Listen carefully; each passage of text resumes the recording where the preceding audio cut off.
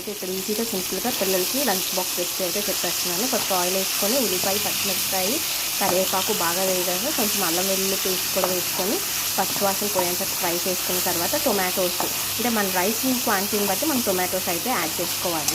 ఈ బౌల్లో ఒక గ్లాస్ రైస్ అయితే యాడ్ చేశాను. సో ఇదైతే మనం వండేసుకొని పక్కన పెట్టేసుకోవాలి వైట్ రైస్. నేను ఒక 3 చిన్న టొమాటోస్ అయితే తీసుకున్నాను. ఈ టొమాటోస్ అన్ని బాగా మగ్గిపోవాలన్నమాట. మగ్గగానే కొంచెం కారము, బిర్యానీ పౌడర్ అయితే మసాలా పౌడర్ అయితే బిర్యానీ మసాలా పౌడర్, లేదంటే గరం మసాలాలను యాడ్ చేసుకోవచ్చు. లేదు ఆ రెండు కూడా యాడ్ చేయాలంటే మిరియాల పౌడర్ అయితే యాడ్ చేసుకోవచ్చు అన్నమాట, పెప్పర్ పౌడర్. కలుపుకోగానే మనం రైస్ వేసుకొని ఈ విధంగా కిందకి మీదకి ఒక 2 minutes కలుపుకోవాలి. గ్రేవీ అంతా పట్టించుకేసుకున్నాక ఫైనల్గా కొత్తిమీర చల్లుకొని మనం ఒకసారి ఇలా తిప్పుకొని స్టవ్ ఆఫ్ చేసేసుకోవడమే. So finally lunch box recipe అయితే అయిపోయింది. మీకు నచ్చినట్లయితే please like, share and subscribe my channel. Thank you for watching. Support అందరికీ చాలా థ్యాంక్ యూ అండి.